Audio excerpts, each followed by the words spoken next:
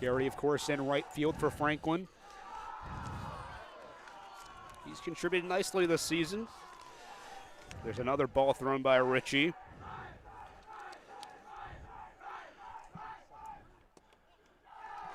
Very apt to let these pitches go. Good eye by Ryan Garrity, and he's ahead in the count 3-0. Nippon, he is a Division I commit, correct? Yes, is it either BU or Northeastern? I believe it's remember? Northeastern. As a strike is down. Northeastern for Ryan Garrity. He'll, of course, be joining his teammate, Henry DeGiorgio. Yep. Garrity, of course, a senior. DeGiorgio still a junior, still some time to go, but eventually they'll be playing together at the collegiate level. As a 3-1 pitch in there for a strike, and after taking 3 balls, Garrity looks at 2 strikes, and we have a full count. Garrity yet to swing the bat so far. We'll see if he tees off now. The 3-2. Swinging a little grounder up the middle. It's corralled by the second baseman. Throw on a first in time for the out. 1 up, 1 down for Franklin. A soft grounder through the base. You know, at least at that at-bat, Nippon, he was able to get Ritchie there to throw 6 pitches. Yes. You know, so if nothing else, great job by a leadoff hitter to start working on that pitch count right away. Absolutely. As Jace lines on the first pitch, lines that one in. The center field falls quickly and will land 1 pitch, 1 out. The catch made by the center fielder for Bridgewater-Raynham. Now that helps the pitch count. So I guess things so never balance out mind. a little bit. Never mind what I said. So 1 long out, 1 quick out. We have 2 down here in the bottom of the first as Isig Chin steps in. Chin, another Division I commit to Stonehill College, as he'll take a cut and a miss. I actually was just talking to the Stonehill coach, Pat Bowen. Very excited about having Chin come to play with him at Stonehill. There's a ball thrown to Chin. Yeah, facing another one of those long-time varsity players, getting time since his sophomore year. Yeah, it seems like it's been forever, huh? It does feel that way. As there's a strike in there. The 1-2 to Chin. Swing and a little dribbler foul. Not going too far past the mount. I won't do it again. Franklin and Bridgewater-Raynham, again, these 2 teams familiar with each other. Played in the Elite 8 last year. Played in the regular season this year. And having to quote senior Cam Morrison for Bridgewater-Raynham, he said about this game, it's going to be a bloodbath, and it seems that way so far. Yeah, these 2 teams, these 2 schools in every sport seem to play each other to the bitter end of each contest. Absolutely. As there's a ball in there to even the count. 2 balls, 2 strikes, 2 outs here in the bottom of the first. The pitch on its way. It is low, and we have a full count. So again, that pitch count starting to creep up possibly a little bit for pitcher Jack Ritchie. Ritchie, another inspiring story for this Bridgewater team. We'll get into that after this pitch as he walks Chin. So good job by Isig Chin after falling behind in the count. He's able to draw a walk, and as the Panthers, their first base runner. We'll see here if Franklin's able to capitalize on that 2-out walk here. Jack Ritchie, a junior this year at Bridgewater-Raynham. Last year, he missed all of last season with an elbow injury, but he's back this year and back with full force. A no-hitter to his name. I believe he pitched against Franklin as well earlier this regular season. He gets another crack at them. As stepping in and fouling off the first pitch is Henry DeGiorgio.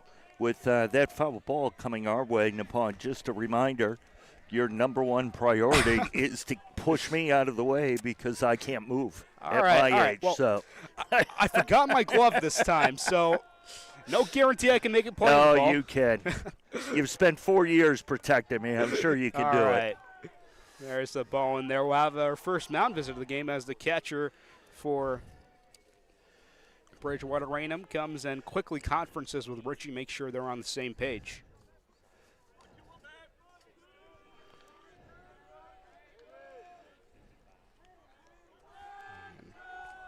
DeGiorgio will step right in again, throwing it first to check the runner.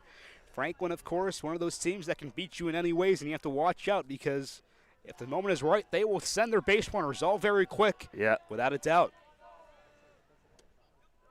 So pitch outside. Makes the count 2-1. At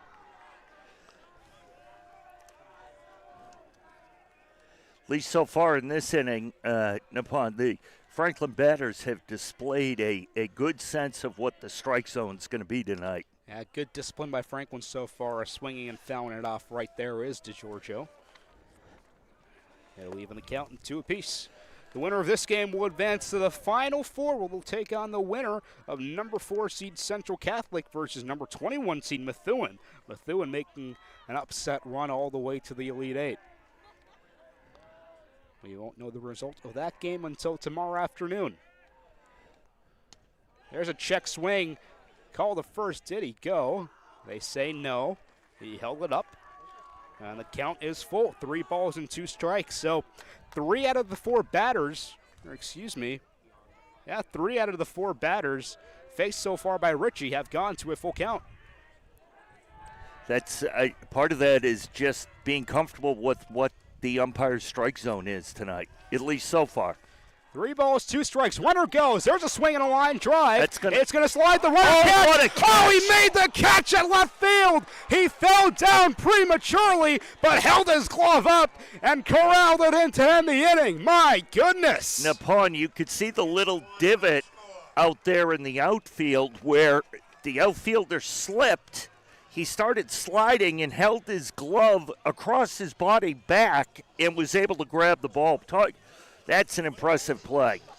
We'll get more names on this Bridgewater-Raynham defense as the game progresses, but making the catch right there, my goodness, what an effort to end the inning. Oh. It ends with a bang, Franklin threatening, but nothing comes of it after 1 or scoreless. And as soon as he slipped, you were thinking because the runner was going. Yeah, you're thinking that's going to get to the fence and we're going to get a run right away. Absolutely. But, again, just an outstanding – I don't want to say lucky. These guys are too good to be lucky at this level.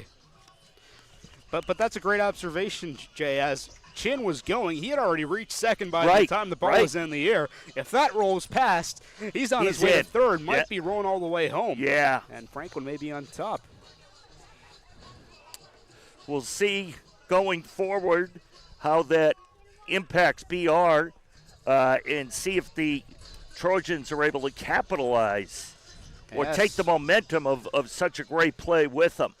In a game like this, it's those small plays that might not be observed as clearly to some people, but they make all the difference here. Every play matters. We will have to remember that play, Nippon, since we're only in the first inning. Actually, I'm going to put the remembering on you because my mind is – again, I'm older.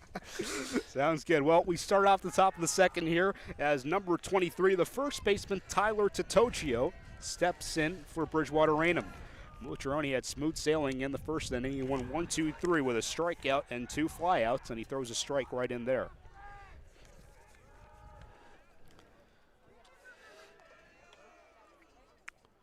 Mucciaroni forces a ground ball this time, hopping onto it, and an easy routine play out to first. Lyons makes the catch. Only took 2 pitches for the first out. Second baseman, of course, Luke Sidwell, able to corral it in. Routine play for Franklin.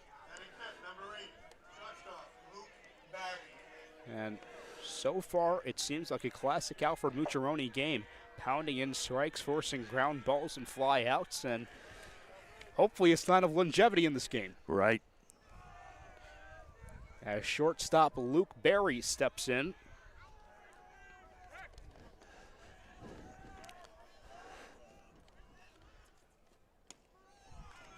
He looks at 2 balls right there early in the count.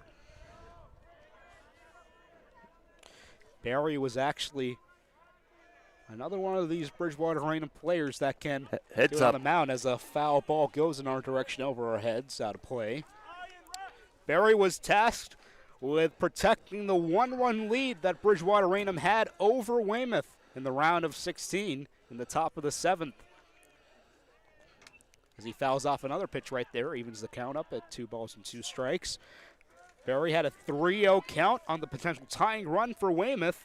And then after his coach talked to him, he pounded in 2 strikes, forced to fly out, and got the Trojans to where they are right now. Off-speed pitch just outside. Makes the count full.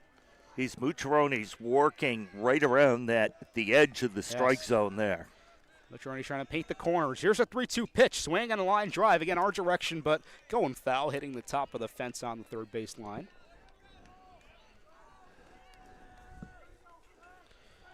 Barry fighting off a few good pitches here. 3-2 pitch once more. It froze him, but Barry had a good eye. It went outside. And it's the first base runner of the day for Bridgewater-Raynham as Barry draws a walk. Batting 6, number 25. DHing Quinlan Keith. Quinlan Keith steps in. He'll be serving as a designated hitter today for Bridgewater-Raynham. Keith, a strong stance. Looks like he's ready to pounce on any pitch he sees fit. Only a sophomore, too. Yeah, Bridgewater-Raynham, one of those teams littered with talent on all years. Yeah. Seniors, juniors, sophomores. You know, and it seems like they are upon in most of their athletic programs at the school. Yes. They've got key players in all their sports at all the different grade levels, which is great to see. That's why you always see them in the various tournaments, you know, getting towards the Sweet 16 or Elite 8. As Mucciaroni checks on the runner at first. Kind of diving back safely as Barry pounded a strike in there to Keith.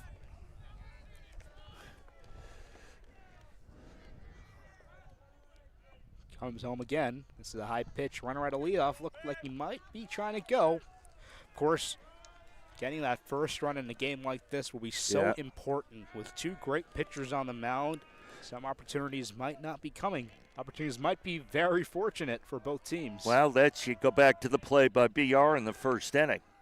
Exactly, and diving back in safely as Barry. Looks like he's ready to go anytime.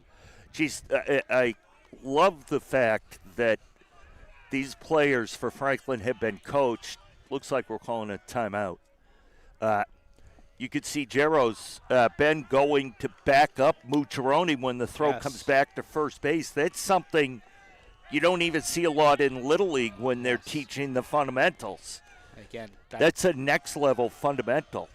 It's all part of the coaching philosophy of Zach Brown. The great work he's done with this program, just elevating it to a consistent top program, not even in the state, but in the whole region of New England.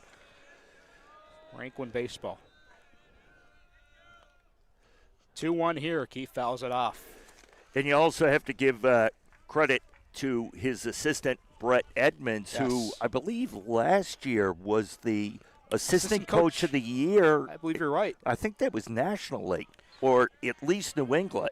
Yeah. Very high honor. Yeah, shows that, you know, this is a coaching staff littered with talent, valuable pieces. Runner goes here, swing and a miss, strikeout, throw on a second. It will not be in time. Close play, bang, bang, but coming in there right there is Luke Berry. He gets on the second. The Trojans will have a runner in scoring position with 2 outs. Looked like that throw was just a speck high. Sidwell wasn't able to get the glove down quick enough to finish that tag before the runner slid in. So now stepping in is number 2, the right fielder, Chase Balutis. As a hit right here, might even bring in a run as he checks his swing right there. Again, great crowd on hand here at Franklin High School. Busy day. Unfortunately, the boys lacrosse team had their season ended earlier as they fell to Hingham 9-6 in the round of 8 down at Pacini Stadium. There's a high pitch right there. And that's coming off the girls lacrosse team yesterday winning, I believe it was 12-5 at Wellesley. 12-5 at Wellesley. On to the Final Four for them. Baseball team looking to join them in that round of 4. 2 balls and no strikes to Blutis as he takes a cut and a miss. It's got to be such a fun year for the new athletic director, Kara Ellis, to be able to experience all this success with all these teams. Yes. Which Franklin is always a dominant team. They're always, if they don't win the award, a finalist for the Dalton Award. Absolutely. There's another swing and a miss. As the runner going back to second, Bellin had to track it down for a second. But yeah, it's a great observation, Jay. I mean, again, on paper, this is a phenomenal year for the athletics program. Yeah. But in the grand scheme of things, it's business as usual. It's what we Florida's see Franklin program. almost, this time of year, we always seem to see both lacrosse teams, the baseball team, even the softball team, having success. There's a swing and a miss for the strikeout. Mucciaroni gets Bolutis to fan, and he gets out of the inning. A runner reached second, and after that, no harm. After 1.5, still scoreless, still in Franklin. 2 strikeouts so far for Mucciaroni. Then we get to the mound, and the Panthers will look to get some offense going here.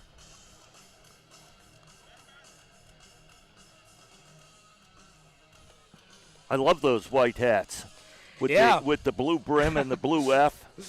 Yeah, Panthers rolling out these new home uniforms. Yeah. Again, the white base Pinstripes. with some pinstripes.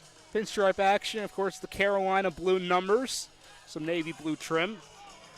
I'm going to see if one of those guys drops their hat, and I'm going to put it in my pocket, I think. I think I would look good with it. I think you just asked Coach Braun. I think he'd be more than happy to lend you one, Jay. Well, maybe. No need to resort to a petty crime. Yeah, exactly.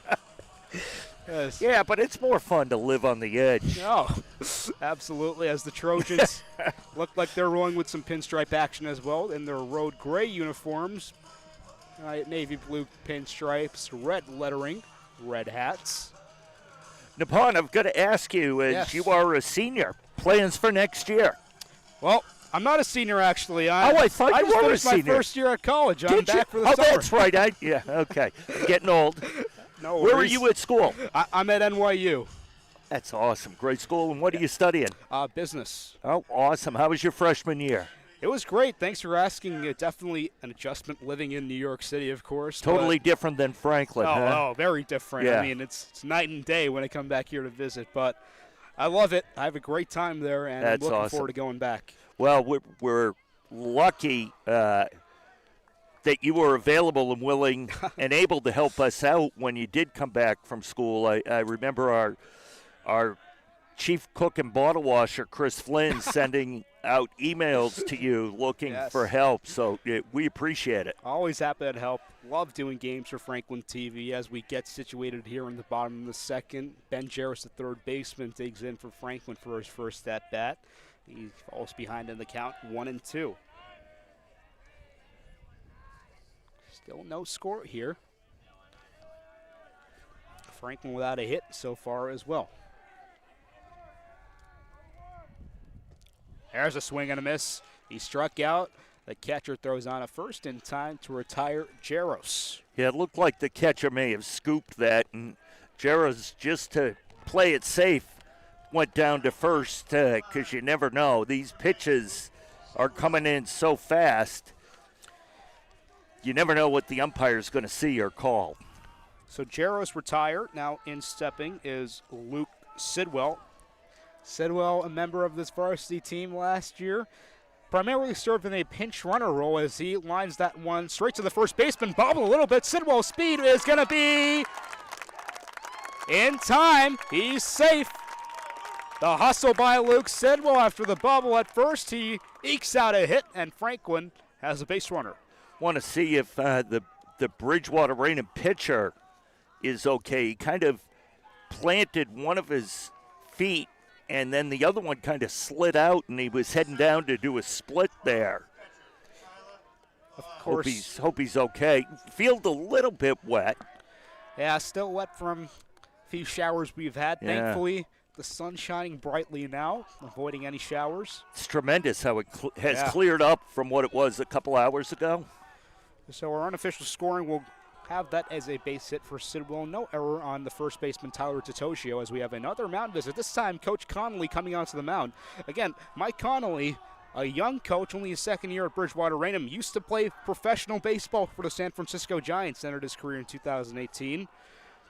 Now, was a pitcher there, and wonder if he played their old catcher, Buster Posey, who was Buster Posey was a former Cape Cod League player, and he actually, my son, played on his camp team. How about that?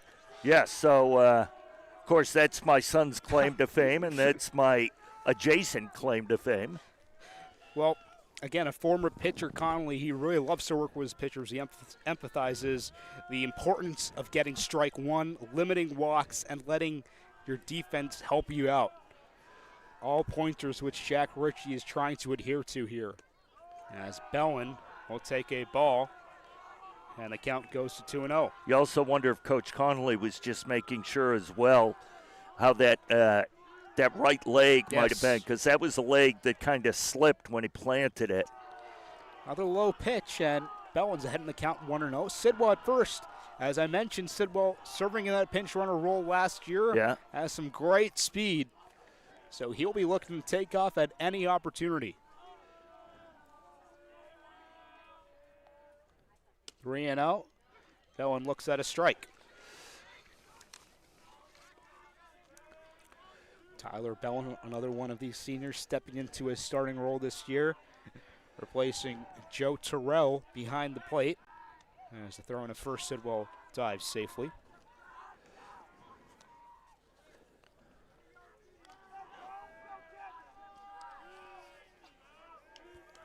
Again, we're in the Elite Eight of the MIAA Division I playoffs. As there's a low pitch, late strike call.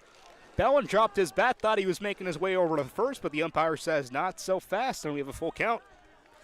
Again. I will tell you, it's not one of the favorite things for umpires to see. Blurred sight lines for us, but may have looked low here along the third base line. The full count, Sidwell goes, and there's a fly ball gonna drop on the infield for a base hit. Sidwell had to hesitate halfway between first and second because initially it looked like it was almost like a knuckleball hit upon, and he wasn't sure whether or not the second baseman was going to be able to make the play, but as soon as he realized it was going to get in, he took off for second but couldn't go any further.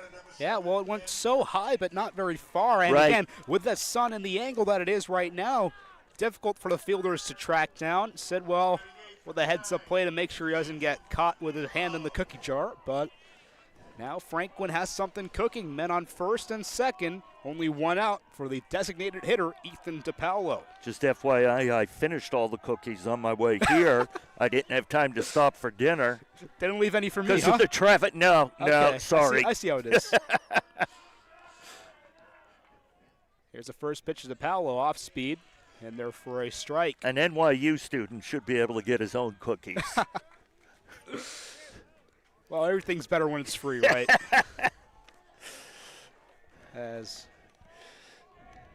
there's an 0-1 count to DePaulo. Ritchie in a bit of a jam here. There's a check swing. Ball gets away from the catcher a little bit. And now caught no man's land. There's a rundown situation. The ball getting away. Let's see what the Panthers do. Trying to throw it. He hits Sidwell in the helmet. It'll be a tough play at third. He's trying to dive. The tag is made. He is out. A bang-bang play. And Abel not even taking second, staying at first is Bellin. My goodness. Bellin got all the way to the bag at second and then went back because Sid was heading back to second base. Hopefully Sidwell is okay. He took a laser to the helmet. And that's a base running blunder that might cost Franklin. Yeah. With men on first and second, only one out now. 2 outs and only the man on first. DePaulo lines that one straight to the shortstop. Throw on a second. In time for the out to retire the side. Franklin goes away rather quietly. They had something going, but it vanishes in a heartbeat, and after 2 innings, we're still scoreless.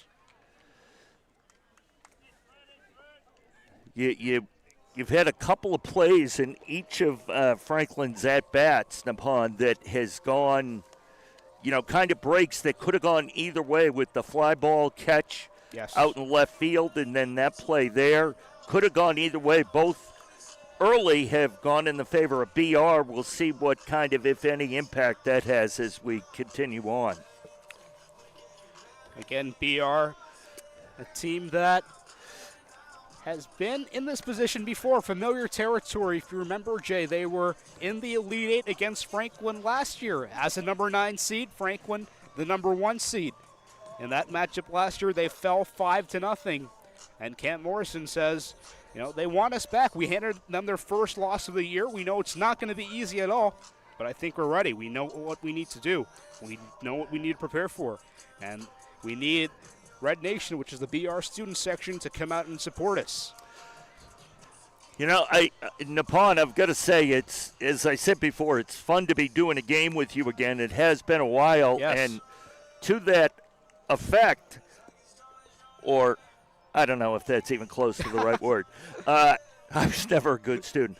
I got a text message from former standout Franklin TV announcer and now writer for the Pittsburgh Steelers Steeler Depot website, Joe Clark, and he's with Jack Stavely, another Franklin graduate, who texted me, quote, Napon is killing it. Well, thank you to That's Joe Clark. That's some high praise from Joe Clark. Hey, well, Joe used to be my rec basketball coach back in the day when I was in 6th grade. We won a championship with the Pacers, so I have fond memories of him. Best of luck to him in his future endeavors at Pittsburgh. We're ready for the top of the third here, taking a cut and a miss at a high fastball right there.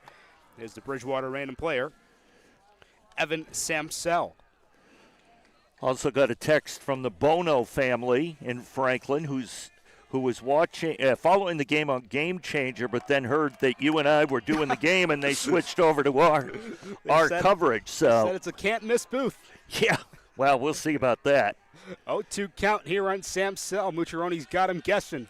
He comes home. Swing and a foul back. Just got a piece of that. Mucciaroni looking like he's turning to the heat now as he gets in a comfortable place.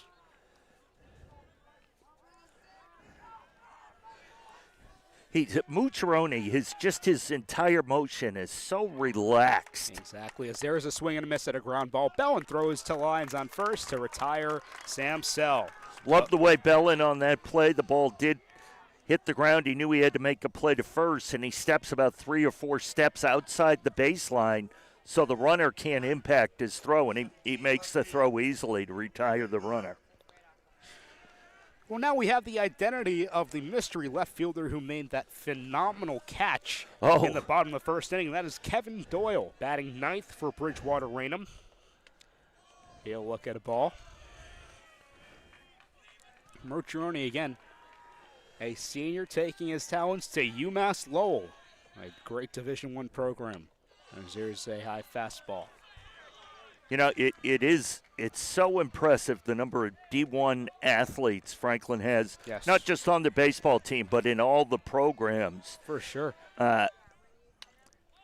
There's a high fly ball. They'll stay on the infield. Moving on to make the catch is to Giorgio for the second out of the inning. One thing, though, about all those D1 schools, a lot of them former Division II schools. Move up in the ranks. Yeah, the schools, good moves for them. They move up.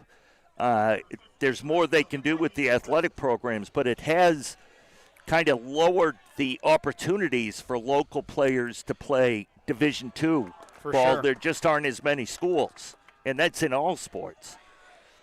Bobby Quill is up. He's a leadoff man for Bridgewater-Raynham. Struck out in his first at-bat in the top of the first.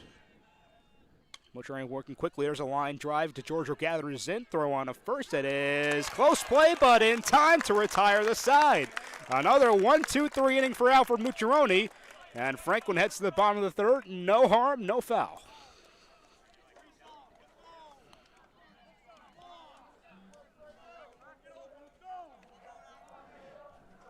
Franklin seeming to, the way they played defensively in that half inning, Napon, they recovered nicely from the base running miscue at their at-bat, and they seemed to recover and just moved on very quickly for it. So nice job by Coach Brown and his assistants to keep the players focused. Absolutely, and it really helps when you have a player like Mucciaroni, who's been here, done that with a baseball program, now serving in. I'm sorry, No Napot. worries. Mr. Everything Chris Flynn just rescued a sweatshirt by diving halfway over the fence. I thought we were going to have a concussion issue or something. Have to get trainer Jen to evaluate him and see if we need to sit him for a while. She's down there. That's why we love Chris. He can do it all. Oh, going back to this game, Mucciaroni, of course, now serving as kind of the ace for this lineup. But for Franklin, it's been a few years now they've been running with kind of a two-man starting pitching rotation, and it's been a 1-1A type situation, not really an ace, because this year you have Mucciaroni phenomenal, but also Austin Campbell. What a season he's had. You know what? I think, Nippon, the way the players look at it is exactly that way, a 1-1A. Yeah. There's not a clear one there. No. They are the epitome of a coach making a team and not a bunch of individuals. You know, Coach Brown is able to do that here with the baseball team. He does a great job. You think about the boys and girls basketball coaches, Coach Layton and Coach Neely, they do the same thing. You know, it's almost instilled. Get down. On the first pitch, eking out a hit is Rex Sinelli. The left fielder softly letting a little ground ball fall in between the gap, and after just one pitch, Franklin has a base hit. Center fielder, Ryan Garrity. Garrity will step in again. And just to finish that point about the pitching, the great point is that with the players like that, the years are also staggered lately for Franklin. Yeah. We had Jacob Jetty, the senior last year, Mucciaroni, a junior, getting some time to develop his skills. As laying down a bunt right there is Garrity. It'll be a tough play at first. Throw is in time, but a perfectly executed suicide bunt, as able to move on to second, is Sinelli.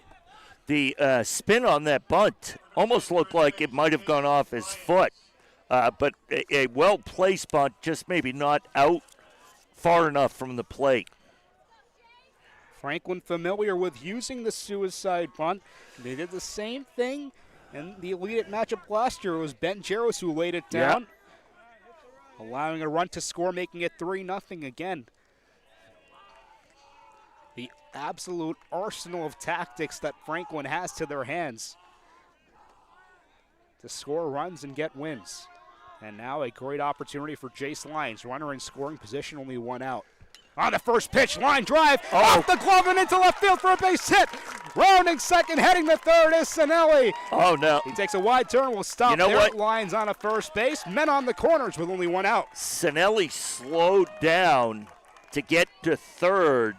And I don't know, looking from where we are, Nippon, that dirt still looks a little wet. And I don't know if he was losing his footing, but Coach Brown was waving him home, and then he stopped him because of the hesitation. He wasn't going to make it. But Coach Brown, as he always does, tries to be very aggressive. Yes. Good eye by Sinelli to make sure he stops at third. And now stepping in, Isig Chin, a power hitter. Great chance for him to drive in the first run of this game. Men on the corners on first and third. The first pitch to Chin. He flies that one high, staying on the infield. Let's see if Sinelli tries to make a play. It bobbled in the glove for a second of the second baseman of Bridgewater-Raynham. But quickly, Franklin turning to a more aggressive strategy here. Even in the batter's box, looks like they're swinging a lot more often on these first pitches, trying to get ahead of the count. You know, the first inning, maybe a little in the second inning, they kind of waited on pitches to get up in the pitch count and see what they're up against. Now they all feel much more comfortable, it looks like, and they're jumping right on those pitches. So now it's Henry DeGiorgio's turn with two outs. The go-ahead run on third base. First pitch he looks at for a strike. DeGiorgio, the junior, another Northeastern commit on this Franklin High School team. You know, just having DeGiorgio as a junior going to be here next year, that bodes well for this program. Absolutely. He swings and rockets That's that gonna one into drop. right field. It drops for a base hit. Scoring is Sinelli. Rounding second on a third is Lions. An RBI hit for Henry DeGiorgio. And the Panthers strike first. It's 1-0. You know, again, we had a similar situation there at third with Jace Lyons. Initially, I think Coach Brown started slowing him down, but then the throw in the relay got away from Richie, and Coach Brown wanted Lyons to go, but he just wasn't able to get his speed back up to go, and then Coach Brown stopped him. So the Panthers draw first blood and keep the cycle going. Still men on the corners, this time for Ben Jaros. The importance of getting that first run as Richie comes home, and there's a high fly ball drifting in a foul territory all the way and barely crossing the fence into foul territory. It'll be a strike. Making the long run over there was Totogio trying to make a play.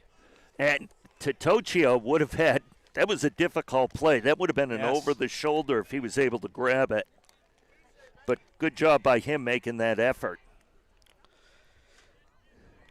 So Franklin gets that first run, and it bodes even better for Alfred Mucciaroni, who's already been extremely talented on the mound, but now playing with a bit of a lead, he can pitch even more comfortably than before. Catcher just issuing some signals to see what the infield will do on a potential stolen base attempt. Stepping in once more is Jaros. Where the runner goes, it's going to be a throw on a second base. The high throw, the tag applied, not in time. And Lyons steals second. The throw looked like it got there in time, but it looked like the tag attempt wasn't made cleanly, and Lyons able to slide in there and get two runners in scoring position for Franklin. Well, the shortstop there, Luke Berry, Nippon, had to leave his feet to get the ball, and that was just enough to allow Lyons to slide in under the tag. Jaros fouls that one away again. He'll be down in the count 1-2. But a knock right here could bring in two Panthers. You know, excuse me again, just to correct a mistake, making that stolen base was DeGiorgio, not Lyons. Oh, you're Lyons right. At third You're right. Base, excuse me. Now, I was going to say, Nippon, the Panthers here in the bottom of the third, clearly are not playing a perfect game and not their best game that they played all year, yet they have a one-run lead. You know, could be a couple of more, but they're just making a couple of little mistakes here and there. If they clean that up, they should be able to take more control here. 2 balls, 2 strikes, 2 outs to Jaros as he grounds that one. Oh, what wow. a play at third base. Throw on a first in time. He snagged that. My goodness. Casey Wensley with a great diving stop on that hit. That ball was well struck. But then his ability to get back up to his feet and throw out the runner at first was great. Wensley continues to be a thorn in Franklin's backside in the regular season. That 3-run homer to get Bridgewater-Raynham the win and end Franklin's perfect season. And now the diving play at third to save 2 runs. After 3 innings, it's Franklin 1, Bridgewater-Raynham nothing. Nippon, I want to get back to something that I believe all our viewers and listeners want to hear more about. Yes. Your year with the Pacers and Franklin Rec Basketball. Franklin Rec Basketball is extremely big here in town. Yes. Coach Clark playing for him. Yes. You said that was good. I'm curious as to what made it fun. Well, I'll be completely honest. My memory is a bit fuzzy because I was in 6th grade at the time. But from what I remember, it was just the sheer joy of playing basketball for fun. Of course, the stakes are high, but not, no pressure. It's just a matter of going out there, playing well. I have my friends on my team. I can do whatever I want. And then still being given the opportunity to build the fundamentals and really improve upon Did what- myself, which is great. Did- And I think that is the story of how Franklin builds these great athletes with these recreation departments, with these youth departments, starting kids off young. They grow up Yeah. idolizing these players, coming to these games on the baseball pitch, on the football stadium. They say, I want to be like these players when I grow up, and they end up being like that. Well, on a serious note, I will say the rec basketball program has been, in the past, one of the best around, and the intensity of some of the kids, as I'm sure you remember, Yes. even in the high school level, was Oh, yes. next to nothing. You thought you were in a state final game sometimes. The intensity is definitely ramped up. And they still talk about it. I'm getting texts from Joe Clark and Jack Stavely and the Bono family. Getting ready for the top of the fourth is Wensley. He lays down a bunt to start off. It falls in no man's land, and Wensley will get a single. It's the Casey. Foul ball. Wow, Foul. it just rolls foul. Yeah, it did just at the last moment. It took a left-hand turn and was able to go foul. It was about to be the Casey Wensley show here in Franklin for a moment. He makes the phenomenal play at third, now leading off here in the fourth. And he does not realize it. Now he knows it ended up being called a foul ball. So he'll put his ankle guard back on and come back to an 0-1 count. So Wensley steps into the batter's box once more. It'll be a strike on him. And Mucciaroni will settle down once more. 4 strikeouts to his name so far, no runs.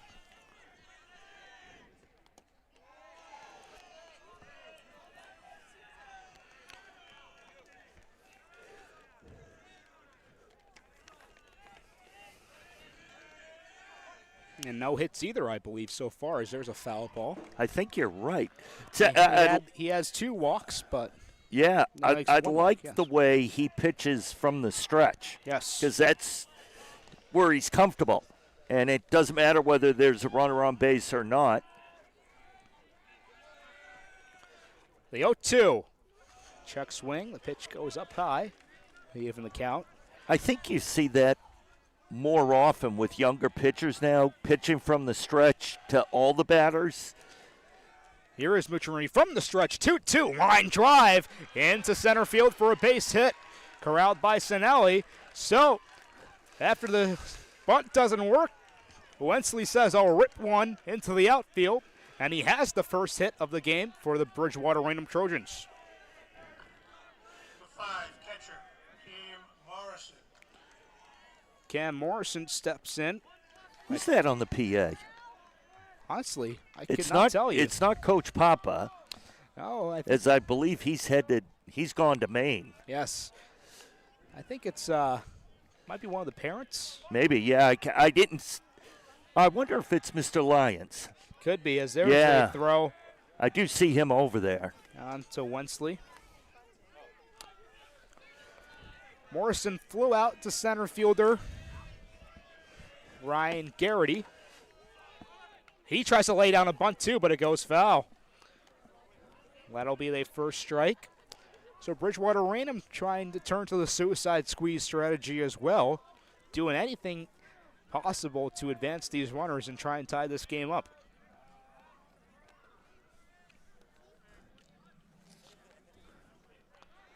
Throwing it first, it gets away, and now Wensley not aware of it for a second, and once he was, there wasn't enough time to advance to second base. You know what? as They're gonna. Sitwell The rolled umpires back. are gonna have a conference.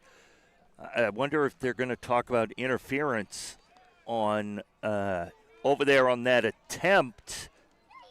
I didn't. It happened too quick for me to see it.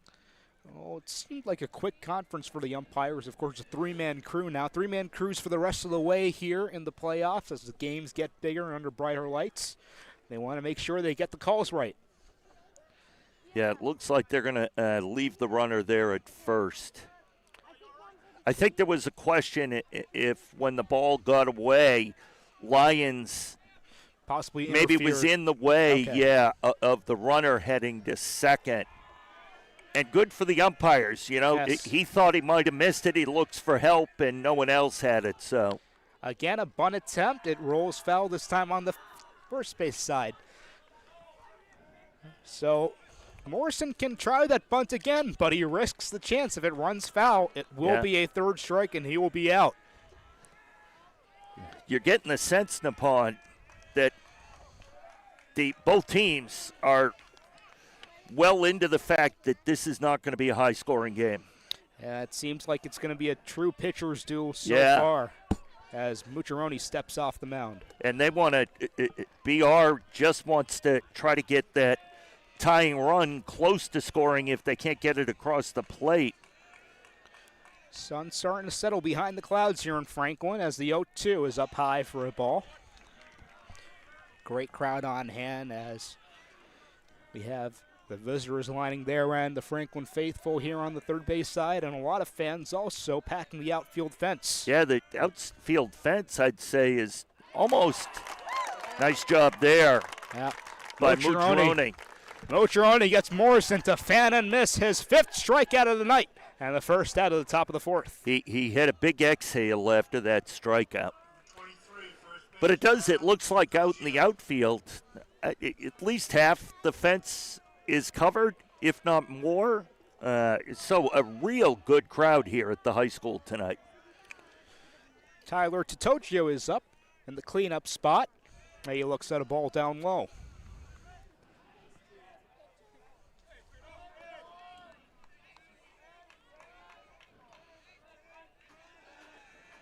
I'm thankful that you're here to be able to say his name. No worries, as there's another high pitch. He gets ahead in the count, 2-0. Mucciarone not typically one of those pitchers that'll let you get ahead. He likes to get that first strike and get you out early. So an opportunity here for Totocchio. Leading off first is Wensley. Totocchio swings and lines that one high and deep on a left center field. Sinelli settles under it to make the catch, and retreating back onto first is Wensley. 2 outs in the top of the 4th. He got some power on that one, just not enough lift to get that over the fence. You know, what was also neat to see there is Garrity's speed from center field. If Sinelli didn't have a beat on that ball, Garrity could have made that play. He was there for it. In comes Luke Berry for Bridgewater-Raynham. As a runner goes, there's a line drive through for a base hit. Rounding second on his way to third is Wensley. And he throws, slides. He will be safe. The ball gets away. Wensley doesn't know. And by the time he gets up, he'll have to stay there. Taking second, however, is Berry. So the tying run on third base, the go-ahead run in scoring position for Bridgewater-Raynham.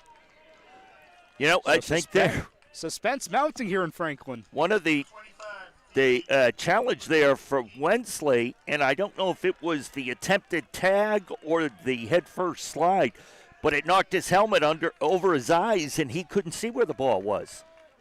And he had to adjust his helmet first, and that just delayed him enough where he couldn't score. Another bang-bang play. We've had a couple of those here in the game so far.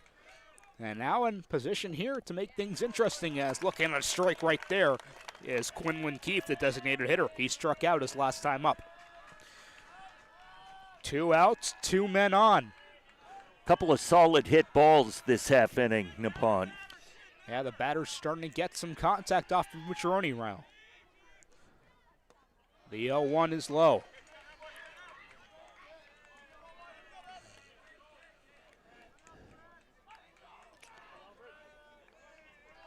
Mucciarone again working from the stretch, now taking a bit of time to settle down here as each pitch matters more. Wensley a big lead off at third. The 1-1 in there, strike 2. I wonder, just looking ahead with Mucciarone, what number batter is this? Is this the 4th or 5th batter in the lineup? I believe this is the 6th man in the Sixth order. Man? So this is the second time through the lineup. Yes. The 1-2 goes low. Nice job by Bellin to get off his feet, stop that ball. Listening to the game the other night, in my car, listening to Ryan Martin and Griffin Tolanen, that they were both saying that they felt that Coach Brown and his staff only wanted a team to see the pitcher twice. They didn't want to get to that third time around. Bush-Runner ready, turns around, throwing a second, and diving back safely. It'll be interesting to see if that's the way they play it tonight. Good awareness by Mucciarone, knowing the situation. Both these players, Barry and Wensley, taking big leads off of their respective bases. As Quinlan Keefe awaits the pitch. 2 balls, 2 strikes, 2 outs here in the fourth. Mucciarone deals. Swing and a miss. He struck him out.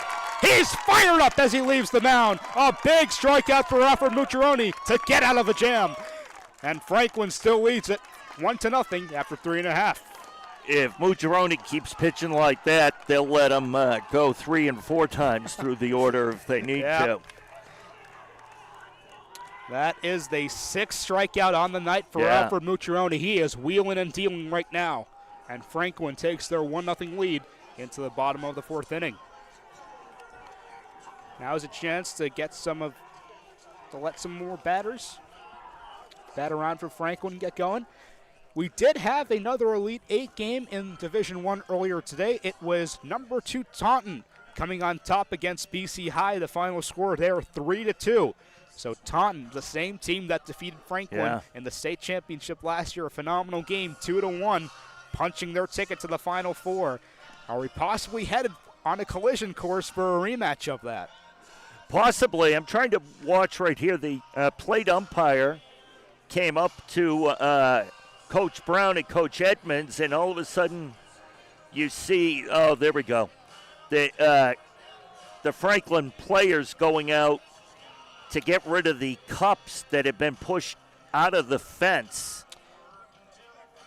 How they put the cups in there to put a player's number or something a lot of time for seniors, but they were all in playable territory. So the umpire asked to have them picked up. Yeah, it's unfortunate because it was truly a great gesture that those cups right there meant to honor, of course, Nick Gasper, the Franklin resident who passed away after a long battle with cancer.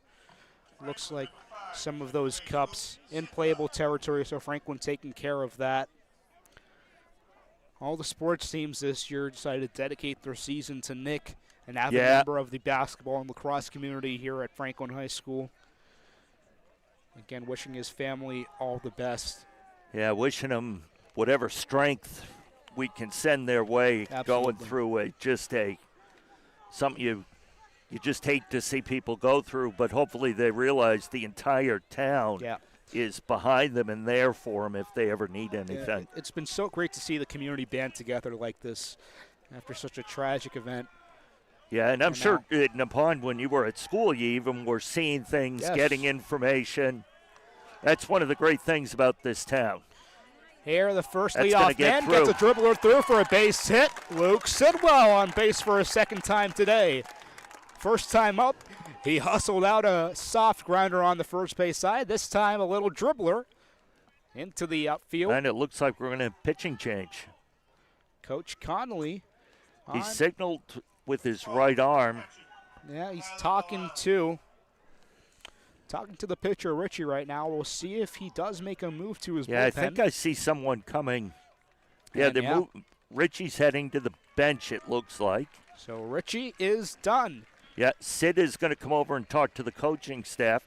Nice job by Richie. I do wonder, Neupon, if when he slipped on that play back in the, I believe it was second inning, if that's impacted how he's been able to continue, if he's had any pain or stiffness or anything in that leg. Yeah, Richie, of course, only going 3 innings and then this one batter here in the fourth. And we'll see who Bridgewater-Raynham turns to now. Not a bad outing by any means. Only one earned run, had a strikeout to his name, only a few hits. This Franklin team, of course, has such a potent offense, and being able to hold them to 1 run is an impressive feat. Yeah, and they, if it weren't for a couple of mistakes and a great play, maybe Franklin has one other run. So Richie did a very, very good job while he was in there. Now the turn to Brendan Gonin. I'm sure I'm mispronouncing that, but you'll take care of it. Yeah. Gonin looks like he's working the right arm right there. Yeah, senior right-hander.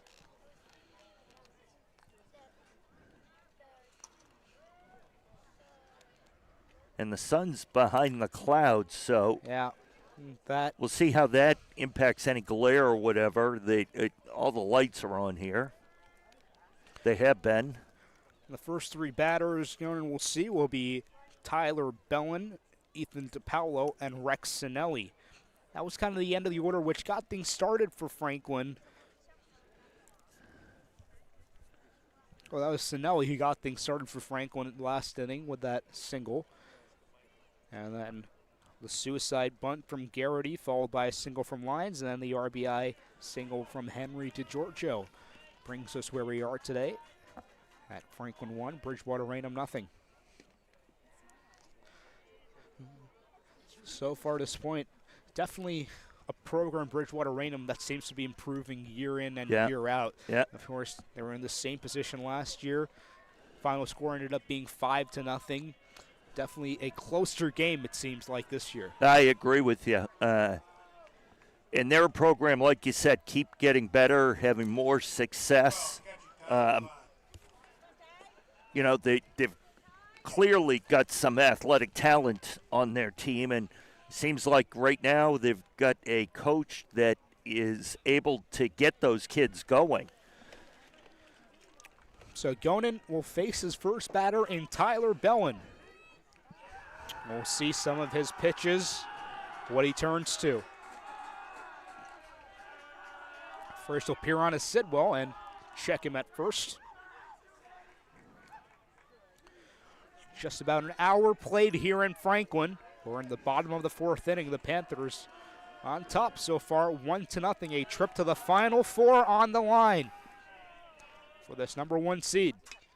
There's a high, deep drive. It'll settle down in the left field, and making the catch is Kevin Doyle. Sidwell retreats to first. Bellin got some nice contact on it, but unfortunately for him, Doyle was in the exact right position. Yeah, Doyle only had to make, I think, 2 steps there to field that ball cleanly.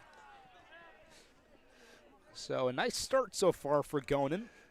He forces that first out, and now Ethan DiPaolo steps up. Both these teams, Franklin and Bridgewater-Raynham, having something to prove, having revenge on their mind this postseason. For Franklin, of course, they want to get back to that state championship, which just evaded them barely last season in a 1-2 loss against Taunton. As for this team, Bridgewater-Raynham, they know the feeling of being here. They know the pain it felt after losing and being so close to a Final Four. They want to get over that hump and upset the top dog, Franklin.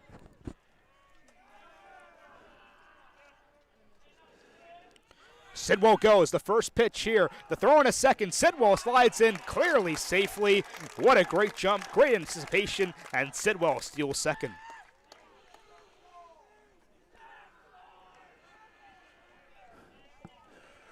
So now a runner in scoring position for Ethan DiPaolo suddenly. With 1 out, too. Only 1 out in the inning.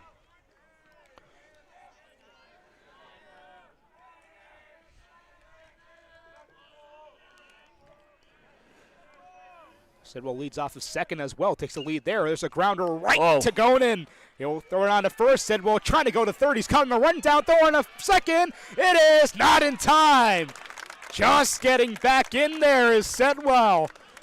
Oh my, a sigh of relief for him. Sidwell started for third, but he slipped, lost his footing a little bit, and went back. Now the coach is going to come out, and he's going to see if they could talk to the third base umpire and get some help. That the shortstop claimed that he tagged Sidwell. I'm not sure he did from our angle. Yeah, Coach Conley trying to make an appeal here. It's very unlikely that the call is reversed. Might be another instance of some moisture on the playing surface affecting the base running a little bit, as Sidwell looking to make a move at third. So the and now we have umpire a will discuss it, but I also, the coach, from his angle, Sidwell was behind the shortstop, so the coach could not have seen it.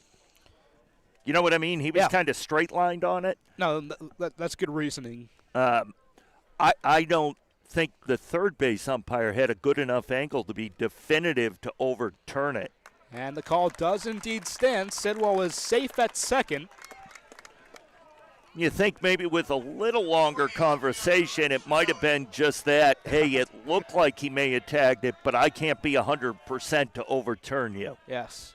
So we'll keep on playing here in the bottom of the fourth. This time it's Rex Sinelli up. Sinelli had a single in the bottom of the third, which sparked that Franklin offensive run.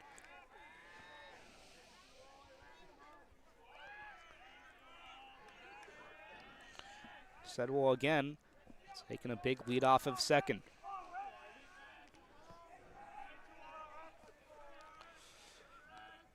Going and taking his time. Now he fires home. It's a low pitch. Nearly got away. That's a good stop from the catcher, Cam Morrison. Yeah, nice scoop there.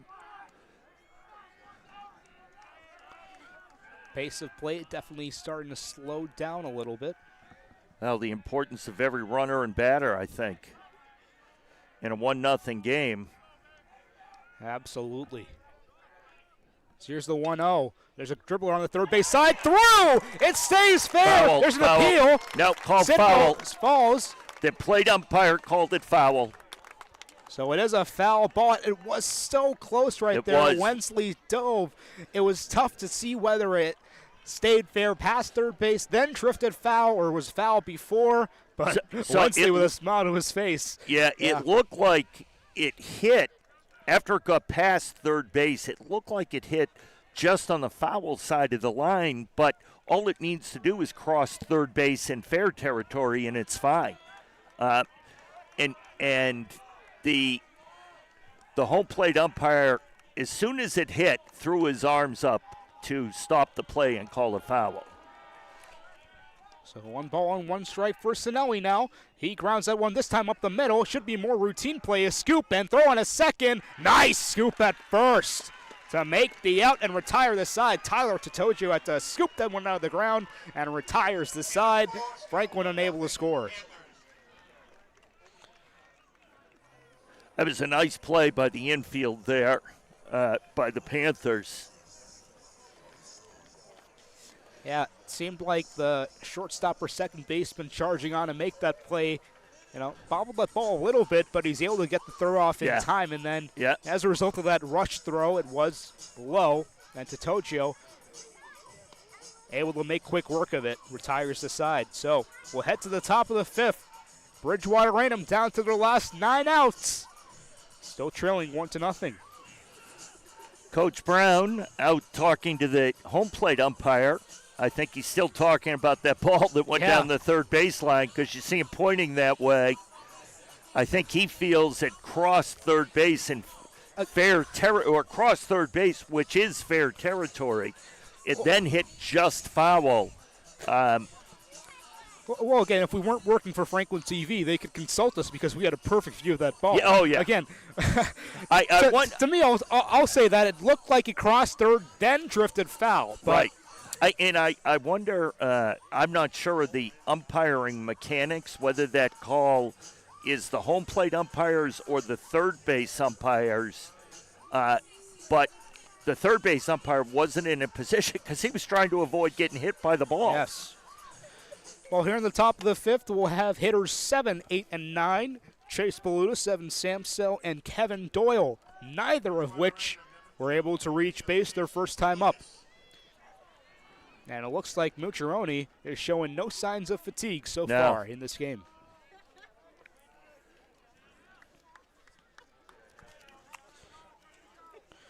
Both of these teams have very strong offenses which have put up a number of runs in this game. There's a swing and a miss. A heater thrown by Mucciaroni.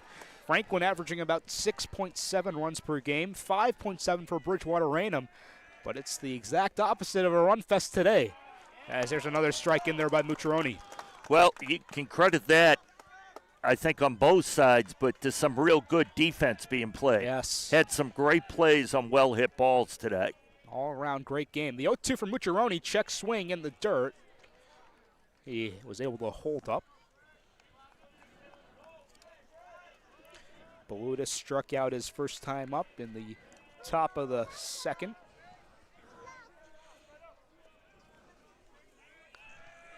And Mucciarone looks in once more. The 1-2. Long look and a ball was outside the zone.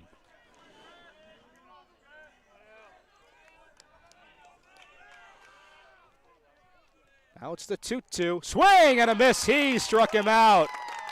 Nice pitch by Mucciarone. Mucciarone got him with a heater once more. Looked like he had some motion to it. It broke. Yeah. And that is his 1, 2, 3, 4, 5, 6, 7th strikeout of the night. I never ceases to amaze me how intricate the game has become at the high school level, where you have the coaches calling the pitches. Yes. Into the catcher in most cases. It's truly a game of strategy. You see that in softball as well. There's the one out of Samsel. He gets some contact but fouls it off to the backstop. Samsel also a victim of the strikeout his first time up in the top of the third. The 1-1 on its way. In there for a strike. Nice framework there by Bowen as well to make sure it accentuated the strike zone. Geez, Mucciarone looks as good in this inning as he has the entire evening. The 1-2. In there, called strike 3. The backwards K for Alfred Mucciarone now. He is on a heater right now. Samsel knew that right away. Napon, as soon as that ball hit the glove, he started heading back to the dugout.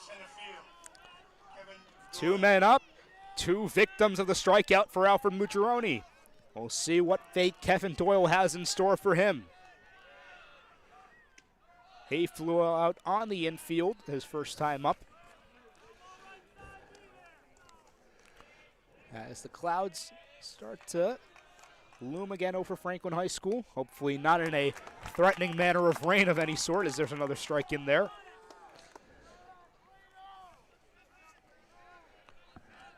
One Mucciarone working quickly. Another ball in there for a strike. He is dealing, my goodness. He's in a groove and he is not letting up of any sort. A quick break, another pitch, 1-2, and a foul off.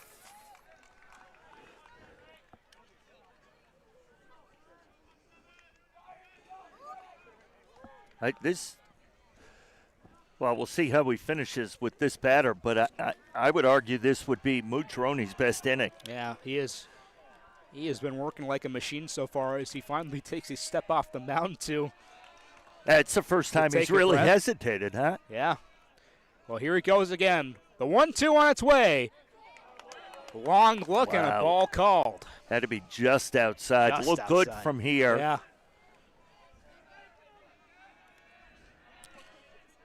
2-2 this time. Fouled away. So some good pitchers. Kevin Doyle able to stay alive.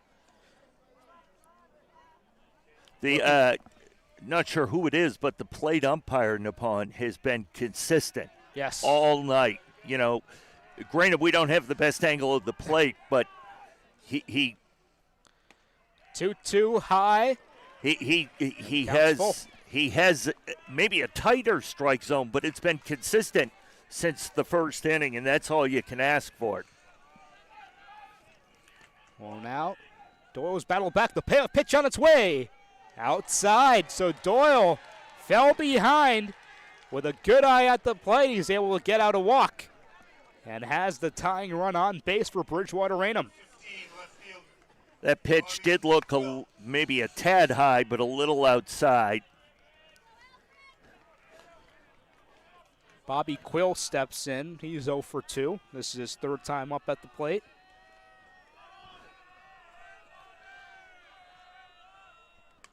He fouls that one high and away. Again, in a game which Franklin, it's been a close game, but Franklin has definitely seemed like the better team. Yeah. Well, we know in games like this, it just takes one swing of the bat for the game to flip on its head. The smallest little thing. Yes. We've seen that in the past. Mucciarone, a small thing right there, gets away, and now moving on to second will be the man. He takes around and able to stop at second is Kevin Doyle. So An error right there. Yeah, that's the second throw over by Mucciarone that's gotten by. The one in the last inning had no impact as the runner didn't advance. This one, obviously, runner able to advance the second, but still 2 outs and a strike on the batter. And now the tying run in scoring position for Bobby Quill. Mucciarone seemed like it was all smooth sailing with 2 strikeouts. I should have never said anything. There's a swing and a miss. Let's hope trainer Jen didn't hear that. She'll blame me for that like she did for a football loss 15, 18 years ago. She still holds against me. Well, Mucciarone 1 strike away from getting out of the inning unscathed. No balls, 2 strikes to Bobby Quill. Mucciarone deals home. Swing and a little dribbler. It'll be a tough play. Sidwell charges on. Throw on to first. It is in time. Sidwell does such a nice job out there. He's so smooth upon it. It's great to watch him play. He makes it look like clockwork. Luke Sidwell to Jace Lyons to retire the side. We'll head to the bottom of the 5th. It's Franklin 1, Bridgewater-Raynham nothing. Well, we have a moment here, upon an important item I think I will share. Absolutely. When you hit 60, you have a tough time putting your shoes on. Skechers slip-on shoes. Maybe the best invention I've seen in the last 20 years. Now, is this a sponsored segment here? It's not sponsored. Okay, this is just unsolicited. Okay, good to know. I'm standing here. I'm like, I get my sneakers on. Didn't have to bend down to put them on. This is awesome. Oh, just something to think have to check it out in the near future. You're so young. You should be fine, but. I remember, for me, I did like Skechers back in the day when I was 6, 7 years old. They had the light up shoes. Yes. Yeah, you wanted to look cool. I did try to get these lit up, but unable to do so. Well, it looks like number 7 for Bridgewater-Raynham will be out for a second inning of work. Bit of an unorthodox windup for him as he takes his. He doesn't look like he's high kick. Yeah, he doesn't look like he's a tall player, but he's got kind of a lanky, that kick is real high, and it goes way back behind the rubber. Brendan Goonan again for Bridgewater-Raynham. More clouds starting to fill the sky here at Franklin High School. You really have to cross your fingers that these are not clouds, which indicate rain. We've had such a great game of baseball so far. It would be a shame if we had to postpone or resume play later on. Well, and plus, Nippon and I don't want to get wet. I mean, I've my raincoat on, so I'm all set. I don't. Okay, I don't want to get wet. We're back to the top of the order for Franklin here in the bottom of the 5th. It is Ryan Garrity up. Garrity 0 for 2, but he does have a sacrifice bunt to his name.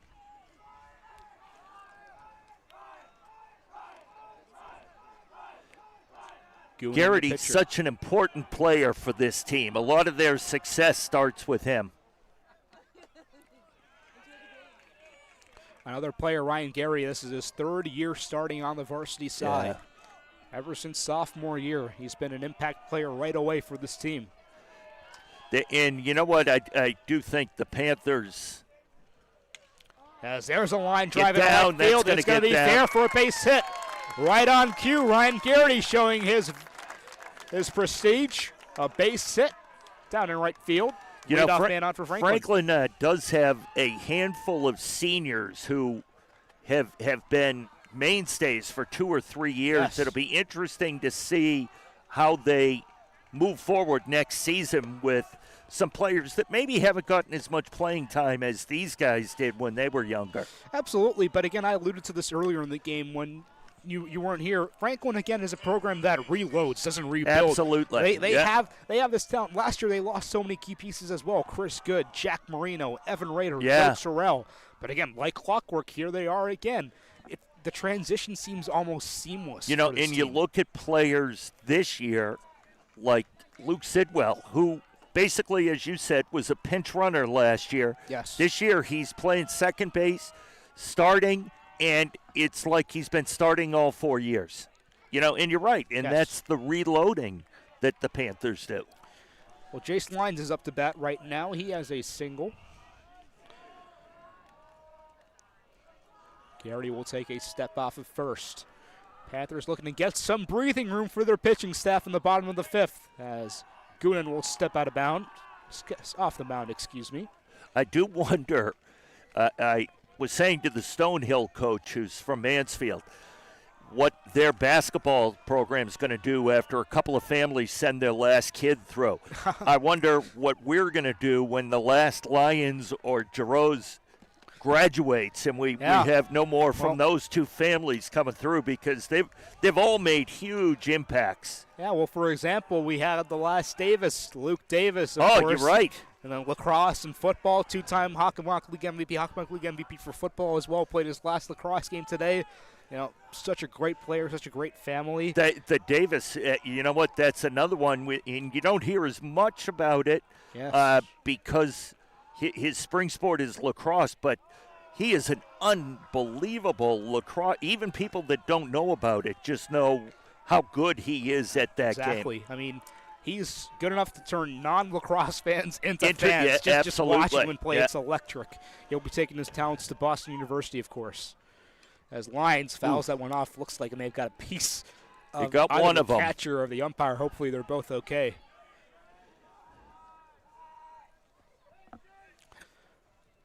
And that'll even the count with 2 balls and 2 strikes. Goonan working a much different pace than Mucciarone. Mucciarone in that last inning we saw, he got into his groove, wanted to keep going quickly. Instead, Goonan very deliberate with his pitches. Here's the 2-2 to Lions. Grounder up the middle. It's going to get scooped on a second, throw on a first. It's not in time. Nice scoop again out of the ground by the Bridgewater-Raynham infield. I believe making the play right there was number 8. We'll get a name for you. Yeah, Luke Berry. Luke Berry, wow. And Samsel was the one who fielded the ball, I think, and tossed it to Berry. Berry did a great job of holding the bag. Yeah. With the runner knowing clearly that he was going to get taken out by Ryan Garrity. Absolutely. Just standing tough right there and being able to make that throw on. And also being sure not to get that throw away, because if that you gets don't away, want Lions can go to second. Yeah, you don't want that going to the fence. And then you've got a runner. That happens, you've got a runner in scoring position. But Berry doing a great job of keeping his concentration. And although the throw was a little late, it was right on target. We had a quick mound conference right there as Morrison stepped off and talked to Goonan. Now it's Isik Chin's turn as he rips one into center field for a base hit.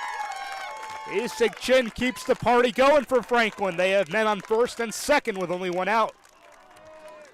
2 shortstop, Henry Giorgio. So 2 hits this inning for the Panthers offense. Again, it seems like every inning we progress, they're getting more and more comfortable right there in the batter's box. Yeah, yet our score is still 1-0. Obviously, Franklin looking to put at least one more on the board here. I mean, that's just a testament to how stout this Bridgewater-Raynham defense has been. They made some phenomenal plays. Of course, they really have. They really have. Of course, a little good fortune as well on possibly that line drive on the third base line. That little wacky catch in left field, but regardless, it's a 1-0 game. Yeah. Did Giorgio dribbles that one? It's going to be a tough play. It gets through for a base hit. Running third is Lyons. He's going to score.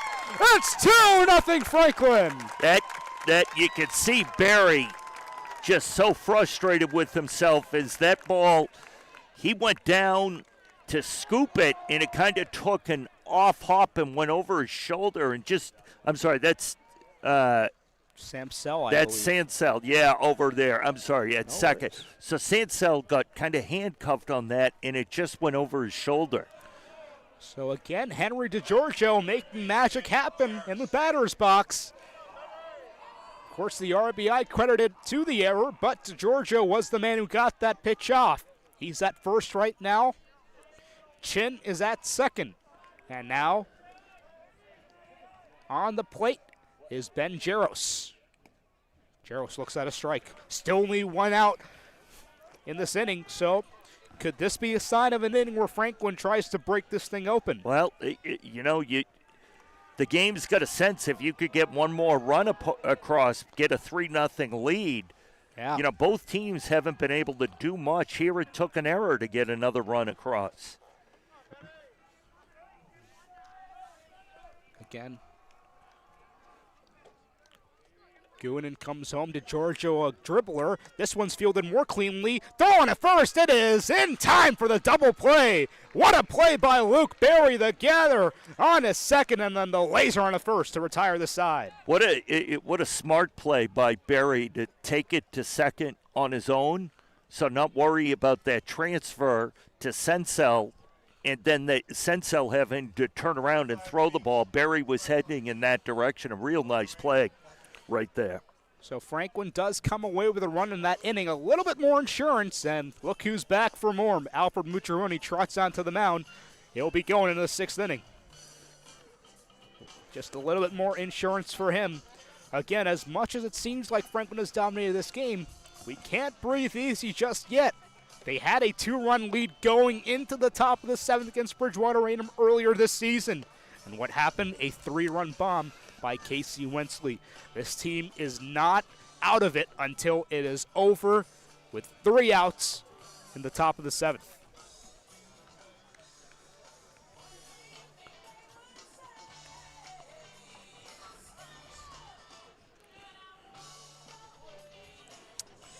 Yeah, but the Panthers here, Nippon, they can get through this half inning.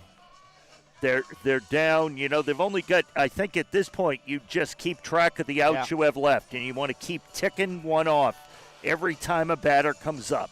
And, of course, you don't want to get too presumptuous, but assuming that Mucciaroni can get through this 6th inning, if he comes through smooth sailing, you're left with a decision for Coach Zach Brown. You can either go back to Mucciaroni if he's feeling like it, or you can turn to Dylan Cashin, who's kind of served as that reliever closer role for Franklin this season.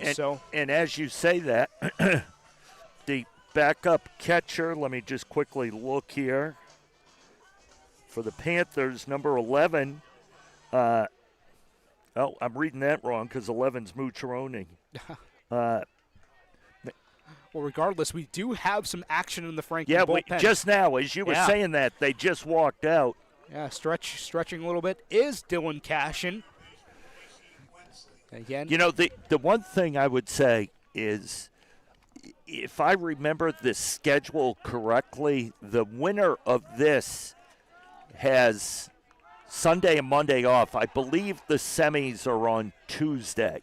Either Tuesday or Wednesday. Yeah, I don't think they were decided as of yet. Right. And there's 2 days for that state championship. It could either be next Friday or next Saturday. Correct. Taking place, of course, at Polar Park in Worcester. As there's a high fly ball in a right field. It is crushed way back at the track. It is gone!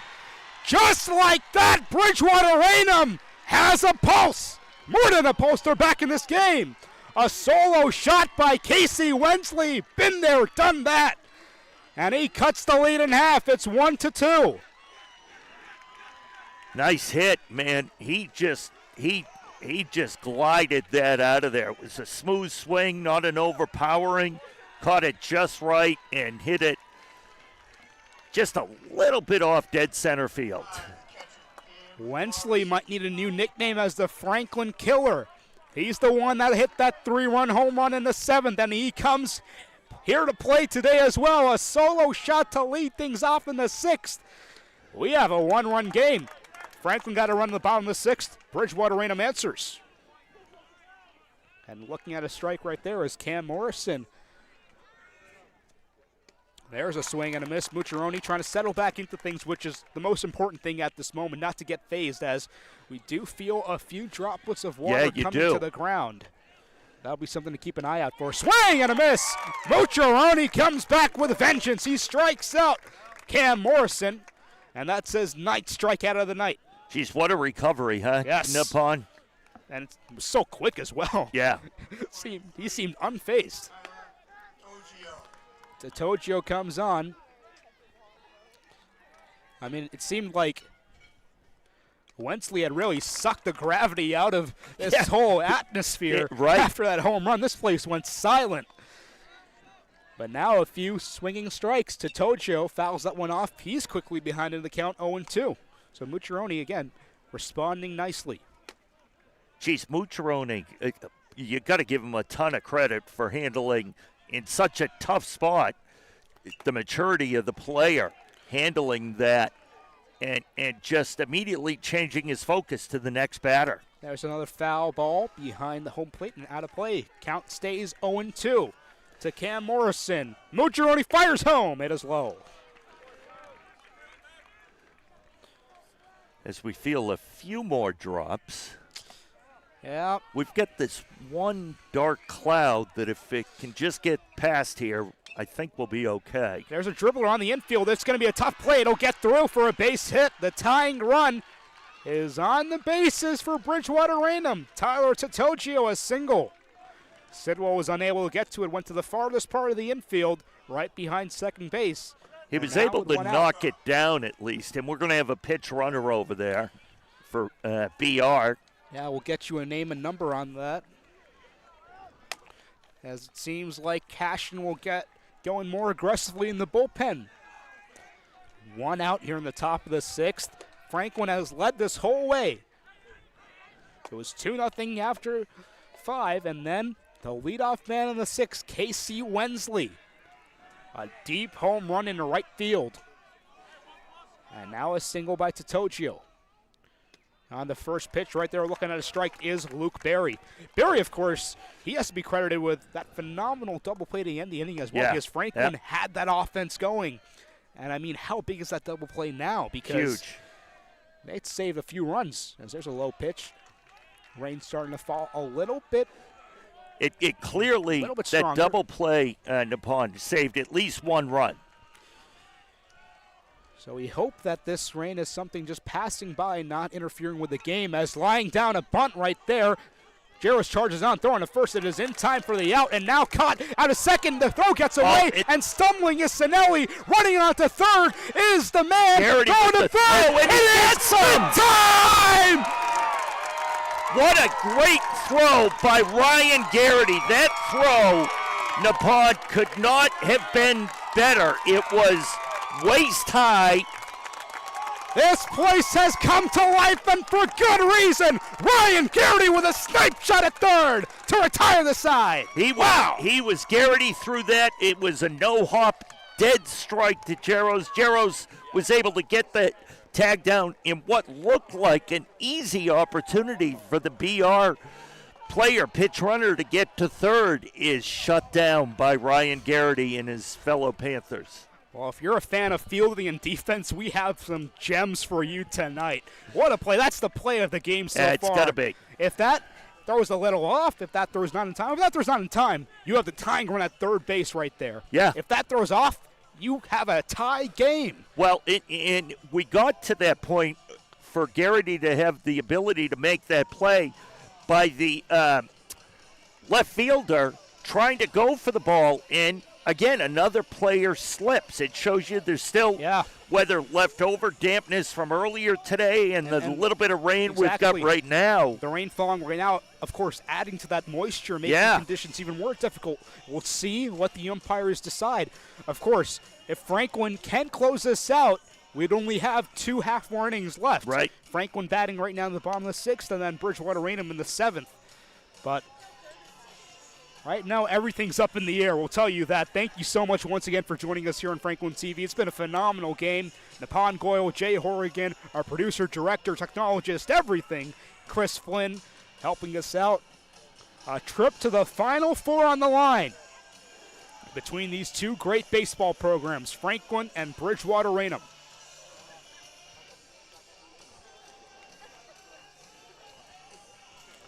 The Panthers able to get a run in that last inning. They'll Looks have like, Sidwell, Bellin, and DePaulo here in the bottom of the 6th. Looks like that's Luke Berry now on the mound Yeah. for the Trojans. Yes. Number 8, yeah, he's coming to relieve. So again, we mentioned earlier in the game, Barry was the one. Bridgewater-Raynham came here, of course, after beating Weymouth 1-0. A very tightly contested game, very similar to this one, of course. And in that game, it was Barry who shut the front door with the save in the bottom of the 7th inning.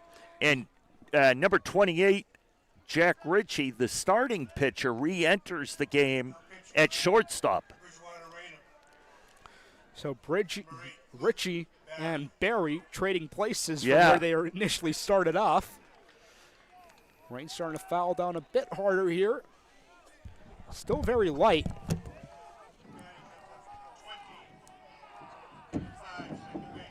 As Sidwell will come to the plate for Franklin. Luke Sidwell, of course. 2 for 2 so far today. Had that hustle base hit earlier in the game, then a more convincing base hit up the middle. He looked at a ball on the first pitch.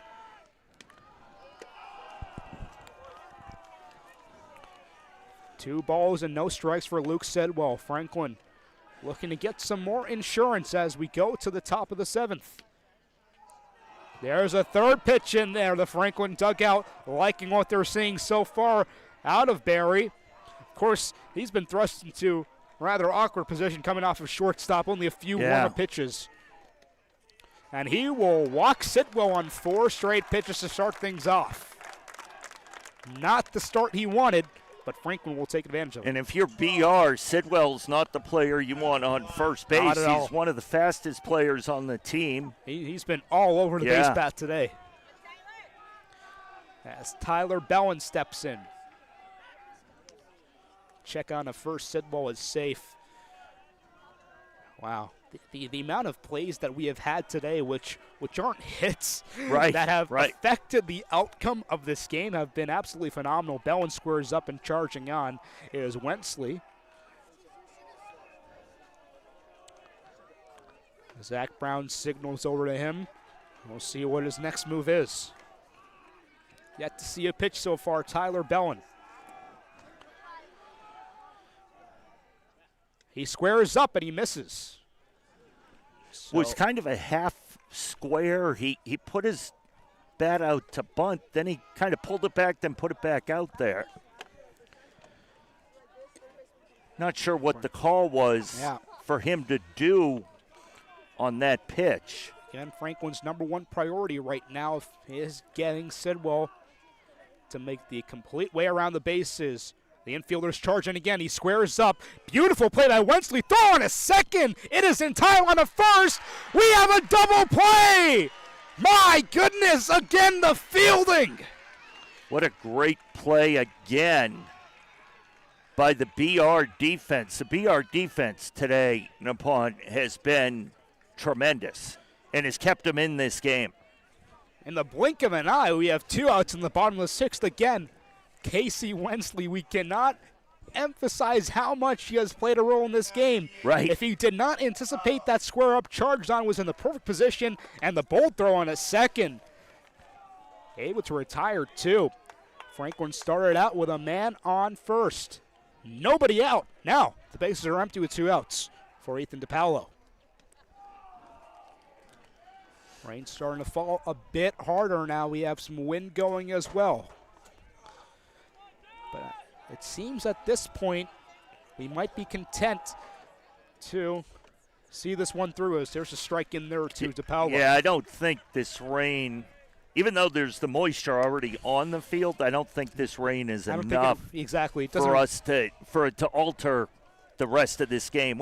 Theoretically, we've got 7 outs maximum left, potentially only 4 outs. Yeah, it doesn't render the field conditions unplayable. Right. And it's very on and off as well. Seems to get lighter and heavier, very, very iffy. Yeah. 2 balls and 2 strikes on Ethan DePaulo. Barry trying to head to the 7th. The pitch on its way, swing and a miss. He struck him out. It's in the dirt. The tag is applied by Morrison, and that will do it for the 6th. Franklin got things going, but they fizzle out quietly after the double play, and now they're 3 outs away from a trip to the Final Four. And taking there's a your deep answer. breath, Yeah. walking on Alfred Mucciaroni, looking for the complete game. I'd like that little stop at the line. Yes. Take that deep breath, refocus before he goes out and picks the ball up to warm out. I mean, if you want to say deja vu, I mean, I don't know what this feeling is like. It seems like this is almost a carbon copy of the last time these two teams played, nearly 3 weeks ago on this very field. Franklin dominated the whole way, had a lead heading into the 7th before Casey Wensley stepped in and hit a moonshot.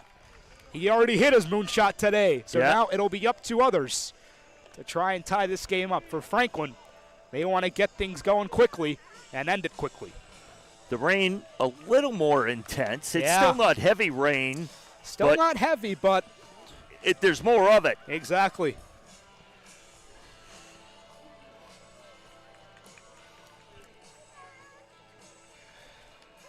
So again, really interesting dynamics being played out right here.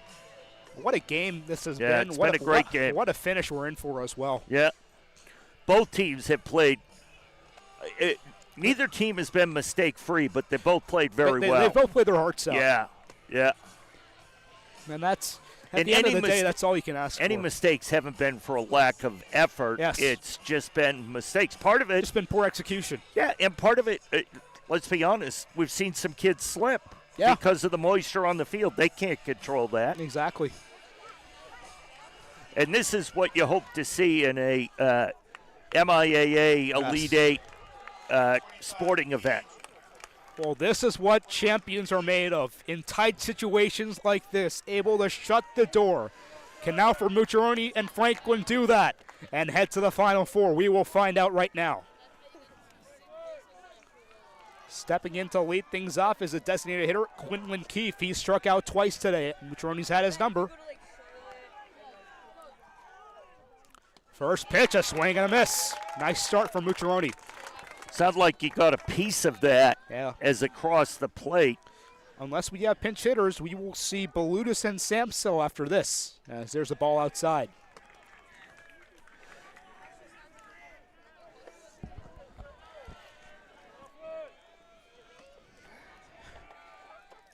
Mucciaroni deals again.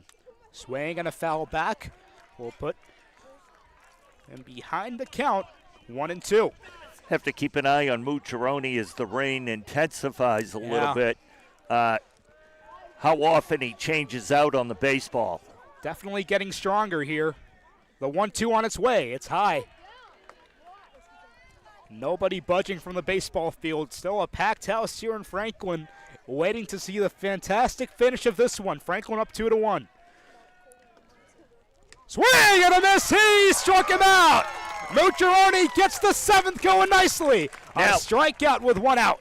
Honestly, you've got a decision here by the umpires. The home plate umpire taking off his mask right now. I think Looks there's like a pitch. No, that's not a pitch. No, looks like it is Balutis as well. Yeah, number they 20. just announced him. Oh, we do have a pinch hitter. Okay. Number 20. 20 is, we'll find out once Great catch, Jay. Jack Haley. Jack Haley, his first at bat, trying to get something going for the Trojans. He takes a swing and a miss. Initially, when the umpire started walking this way, taking his mask off, because the rain had really picked up. Yeah, but now it's starting to lighten now up a it's little. slowed, lightened. Yes. Another off-speed pitch in there for a strike. Mucciaroni doesn't turn to that off-speed very often, but when he does, it's effective, and now he's ahead 0-2. He's going to go quick. The 0-2 home.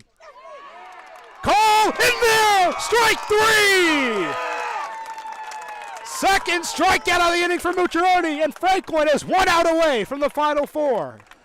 I got to say, Mucciaroni, for the second time tonight, after not a mistake, but a tough break, for the Panthers. Mucciarone has come back and just shut BR down. Now The next few batters. Bridgewater-Raynham's last hope lies in Evan Samsell. 1 out away. Another off-speed pitch in there for a strike. Mucciarone, a strike machine so far in the 7th. Steps off the mound before recollecting himself. He's working quickly. The 0-1, swing and a foul back. And the Trojans down to the last strike, Jay. Yet you can't help but be overly impressed by Al Mucciarone here, the way he's come out. He took that deep breath before he started pitching, and he has just... The crowd getting ready. There is a little dribbler. It's going to be a tough play. Sidwell makes the catch, and that will do it. The Panthers a hard-fought win, but a win nonetheless. They crowd out for Mucciarone. A complete game, and they are headed to the Final Four. What a great job by Al Mucciarone there at the end in that 7th inning, the top of the 7th inning. That had to be the best inning he pitched all night, I think. Well, it took everything out of Franklin. Everything and more, but they were able to come away with a win in what was a fantastic high school baseball game. And just like that, as the out is made, the rain stops. And how poetic. Almost a little sunshine coming out. Oh, yeah. That'll do it. Franklin advancing to the Final Four. They beat Bridgewater-Raynham 2-1 in an instant classic here at Franklin High School. Thank you so much again for tuning into this telecast. For my partner, Jay Horrigan, I'm Nepon Goyle. For our entire crew at Franklin TV, we say thank you for watching and see you next time.